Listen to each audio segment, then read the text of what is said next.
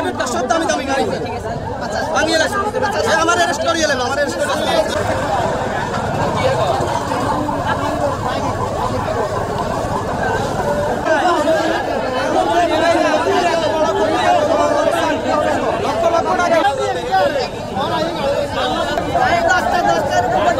সংগঠন 2500 সংগঠন সরকার থেকে আমাদেরকে একটা নাম্বার দেওয়া হয়েছে 2500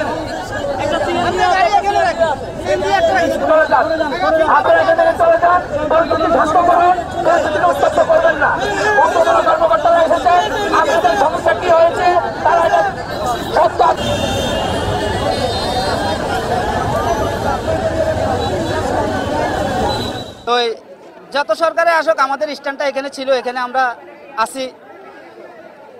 আজকে হঠাৎ করে আমাদের এখানে মিস্টার সাহেব অভিযানে নামছে, অভিযানে নামার পরে আমাদের গাড়িগুলারে একটা মিনিট আমাদেরকে সময় দেয়নি, বেকু নিয়ে আসছে, ডাইরেক্ট গাড়িগুলারে চাবি দিছে যে আপনাদেরকে আধা ঘন্টা সময় দেওয়া হয়েছে, 5 মিনিট সময় দেওয়া হয়েছে, 5 মিনিট সময় দেওয়া হয়েছে, আপনারা রাস্তা ক্লিয়ার করেন, গাড়িগুলো এখানে রাখবেন না, এখান থেকে নিয়ে যাবেন।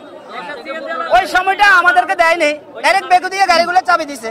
সিএনজি থেকে যাত্রী নামতেছে ওই সময়টা দেয় না, সিএনজি টাকারে চাবি দিছে। তাহলে আমাদের একটা এখানে অনটেজ গাড়ি, এখনো একটা হাইক্স গাড়ি, একটা এয়ারপোর্টে নোয়া গাড়ি, 3টে হাইক্স, একটা পিকআপ, একটা প্রাইভেট কার। হ্যাঁ, ক্ষতির পরিমাণ এক একটা গাড়ির দাম কত বর্তমানে ধরেন না 25 লাখ, 15 লাখ, 10 লাখ, 12 লাখ এরকম একটা অ্যামাউন্ট গাড়িগুলোর। তাইলে এই মেস্টেডে আমাদের এই গাড়িগুলোর ভাঙার কোনো যুক্তি আছে না। দৈনিক কাজের একটাই অংশ। এখানে আমাদের মাইক্রো স্ট্যান্ড না, স্ট্যান্ড দেওয়া হয়েছে, কিন্তু যেহেতু দীর্ঘদিন এখানে স্ট্যান্ড ছিল, সঙ্গত কারণে এখানে কিছু মাইক্রো থাকে। তো হঠাৎ করে আজকে কোনো পূর্ব নোটিশ ছাড়াই এখানে আজকে মাইক্রোবাসদেরকে হঠাৎ করে বেকো এনে এদেরকে দাবিয়ে দেওয়া হয়েছে। এখন আমার প্রশ্ন হইল, যদি প্রশাসনিক কোনো কর্মকর্তার নির্দেশ থাকে তাহলে এখান থেকে গাড়ির মালিকদেরকে এনে ওদেরকে মামলা দেবে, কিংবা এখান থেকে গাড়িগুলি ধরে নিয়ে গিয়ে থানায় রাখবে।